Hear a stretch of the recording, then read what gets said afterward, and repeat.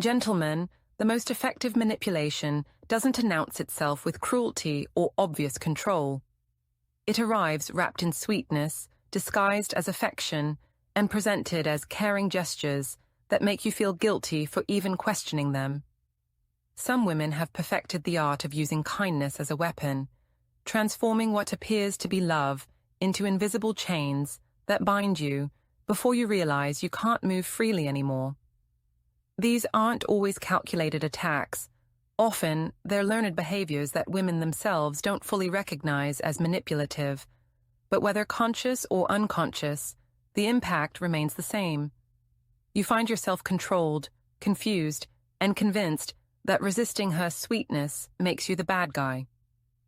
Before we explore these deceptive tactics, hit subscribe, smash that like button, and drop a comment if you've ever felt guilty for not appreciating something that felt more like control than kindness. Your story might help another man recognize the sugar-coated trap before he's caught. Signal 1. Excessive thoughtfulness. I just care so much about you. This signal manifests as overwhelming attention to your needs, preferences, and schedule, but not in a way that empowers you. Instead, she anticipates everything before you can act independently, makes decisions for your own good, and demonstrates such thorough knowledge of your life that you start feeling like you're being monitored rather than cared for. She knows your schedule better than you do, stocks your favorite snacks before you mention wanting them, and reminds you of obligations you haven't forgotten. The manipulation works because thoughtfulness is genuinely attractive. Men appreciate partners who pay attention and show they care through actions. But the trap is that her excessive attention isn't about making your life easier. It's about establishing herself as indispensable while gathering information that gives her leverage. She's not supporting your independence. She's creating dependence on her management of your life. Notice whether her thoughtfulness creates freedom or obligation. Does she handle something helpful and then step back? Or does she create a debt you now owe? Genuine kindness doesn't come with strings attached. If her thoughtful gestures consistently result in you feeling like you need to reciprocate, prove gratitude, or justify why her effort was necessary, the sweetness has a cost. Watch whether she respects your ability to handle your own life, or whether she positions herself as more capable. Does she offer help when asked, or does she take over before you have a chance to manage things yourself? If she's constantly rescuing you from problems you didn't have, or solving issues you could handle independently, she's building a narrative that you need her supervision to function. Pay attention to what information she's collecting through all this attentiveness. Does she use her knowledge of your schedule to support you, or does she use it to monitor where you are and who you're with? Does she remember your preferences to delight you, or does she use them to highlight when you deviate from patterns she's established? Excessive knowledge becomes surveillance when it's used to control rather than connect. The psychological mechanism is creating dependence disguised as devotion. By managing your life so thoroughly, she makes herself essential to your daily functioning. Eventually, you can't remember how you managed before her because she's slowly taken over so many aspects of your existence. And if you try to reclaim autonomy, she frames it as you rejecting her love and rejecting all the effort she's invested in caring for you. The long-term impact is infantilization, where you've become so accustomed to her management that independent decision-making feels foreign. You check with her before making plans, not because you want her input, but because you're uncertain of your own judgment. You've forgotten how to manage your own schedule, preferences, and life because she's been doing it for so long that reclaiming those responsibilities feels overwhelming. Your autonomy has been slowly traded for convenience, and by the time you realize what you've lost, reasserting independence feels like relearning how to function as an adult. Signal 2. Strategic vulnerability. You're the only one I can tell this to. This signal involves her sharing deep emotional information, past traumas, or current struggles in ways that position you as her exclusive confidant and protector. She opens up about her difficult childhood, her manipulative ex, or her ongoing anxiety, always framing you as the one person who truly understands, the only safe space she has, the man who's different from everyone who hurt her before. This creates intense bonding through shared intimacy, but also establishes guilt-based control. The manipulation works because emotional vulnerability creates connection, and men often feel honored to be trusted with someone's pain. Being positioned as her protector and confidant feels meaningful and special. But the trap is that her vulnerability is strategically deployed to create obligation, not connection. She shares just enough to make you feel responsible for her well-being, without ever fully healing or moving past the issues she shared. Notice the timing of her vulnerable revelations. Do they come naturally in moments of genuine connection, or do they appear strategically when you're establishing boundaries, when you're upset with her, or when you're pulling away? If vulnerability consistently arrives exactly when you're trying to create distance or address problems in the relationship, it's a tactical deployment designed to shift focus from your needs to hers. Watch whether her vulnerability creates mutual intimacy or one-sided caretaking. Does she also hold space for your struggles, or is the emotional traffic entirely one-directional? Genuine vulnerability is reciprocal and builds mutual understanding. Manipulative vulnerability makes you the perpetual caretaker, while she remains the perpetual victim of circumstances you must protect her from. Pay attention to whether she works through the issues she shares, or whether they remain permanent fixtures that excuse behavior. If she's told you about her trust issues from past betrayal, does she actively work on healing that wound, or does she use it as permanent justification for controlling behavior? Vulnerability should lead to growth, not become a permanent excuse for toxic patterns. The psychological mechanism is bonding through selective disclosure that creates protector-victim dynamics. By sharing her pain, she triggers your protective instincts and makes you feel special for being trusted. But this specialness comes with the burden of managing her emotions, tolerating behaviors that aren't her fault because of past trauma, and never being able to leave without becoming another person who abandoned her when she was vulnerable.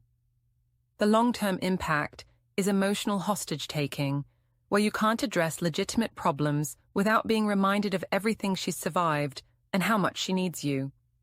Your concerns become secondary to her trauma. Your boundaries become evidence that you're like everyone who hurt her. Her strategic vulnerability has transformed you from partner to permanent emotional support system who can never have needs that might burden the person you're supposed to be protecting. You become the therapist, savior, and protector, while your own emotional needs disappear because they seem insignificant compared to her pain. Signal 3. Public praise, private criticism. I brag about you to everyone. This signal manifests as her singing your praises publicly, to friends, family, on social media, creating an image of the perfect relationship and the wonderful man you are, while privately, she criticizes these same qualities and makes you feel perpetually inadequate. To the outside world, you're ambitious, successful, and amazing. In private, you're not ambitious enough, your success is mediocre, and you're constantly falling short of her standards. The manipulation works because public praise feels validating and creates social pressure. When everyone knows how much she appreciates you, questioning the relationship or her treatment of you seems ungrateful. Friends and family see her as supportive and you as lucky, which means they won't believe you if you suggest there are problems. Meanwhile, the private criticism ensures you're always striving for approval that she publicly claims you already have. Notice the discrepancy between her public narrative and private behavior. Does she tell friends you're the most romantic partner while privately complaining you never do enough? Does she post about how supported she feels while privately criticizing your lack of ambition? If there's a consistent gap between her public praise and private criticism, The praise is performance designed for external consumption, while the criticism reveals her actual assessment. Watch what happens when you mention the contradiction. Does she acknowledge the discrepancy, or does she gaslight you by insisting she does appreciate you and you're being too sensitive? If she uses public praise as evidence that your perception of private criticism is wrong, she's using the public performance to invalidate your private reality. Pay attention to whether her public praise increases when she's been particularly critical privately. Does an Instagram post about how amazing you are appear right after a night of her tearing you down? This pattern reveals that public praise isn't genuine appreciation. It's reputation management that maintains the perfect relationship image while ensuring you remain confused about whether you're actually valued. The psychological mechanism is creating two contradictory realities that keep you disoriented and prevent outside intervention. Publicly, the relationship looks perfect, which means you can't seek help without seeming dramatic or ungrateful. Privately, you're inadequate, which keeps you striving for approval. The contradiction ensures you're simultaneously validated and devalued, never quite certain of your actual worth. The long-term impact is complete confusion about your value and isolation from potential support. You can't complain to friends because they've heard her praise you constantly.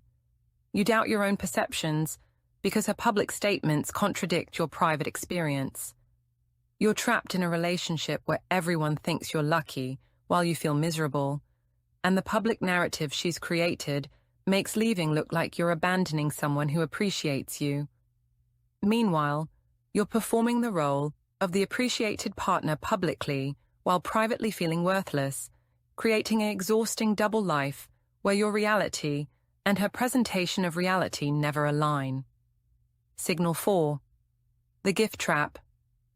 I got you something special. This signal involves frequent gift-giving that appears generous but actually creates debt, obligation, and control. She buys you things you didn't ask for, plans surprises you didn't want, and spends money on gestures that benefit her vision of the relationship more than your actual preferences.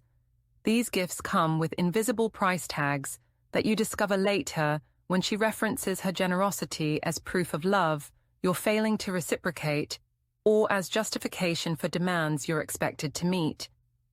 The manipulation works because gift-giving is culturally coded as pure generosity, and rejecting gifts or failing to appreciate them adequately makes you seem ungrateful. Men are socialized to appreciate when partners put thought and money into gestures, so questioning the motive feels wrong. But the trap is that her gifts aren't free. They're investments in leverage she'll cash in later. Notice whether her gifts align with your actual preferences or whether they reflect who she wants you to be. Does she give you things you've mentioned wanting, or does she buy things that serve her vision of your transformation? If she gives you designer clothes when you're happy in t-shirts, gym equipment when you never mentioned wanting to work out, or self-help books addressing issues only she perceives, the gifts are controlling mechanisms disguised as thoughtfulness. Watch what happens when you don't respond with sufficient enthusiasm, or when you try to refuse a gift. Does she accept your preferences gracefully, or does she create drama around you, not appreciating her effort? Genuine gifts can be declined without offense. Manipulative gifts come with mandatory acceptance and prescribed levels of gratitude. Pay attention to when she references past gifts during disagreements. Does she bring up her generosity as evidence of her love when you raise concerns? Does she calculate the value of what she's given versus what you've provided? If gifts become ammunition in arguments or proof that you're not reciprocating her effort, they were never gifts. They were down payments on control. The psychological mechanism is creating artificial debt through unsolicited generosity. By giving constantly without being asked, she builds a tab you didn't agree to that she can reference whenever you resist her control. You owe her, not because you asked for anything, but because she decided to give it and you accepted, which she frames as agreement to the terms she never disclosed. The long-term impact is feeling perpetually indebted to someone whose generosity has become a prison. You can't establish boundaries because she's so generous. You can't leave because after everything she's done for you.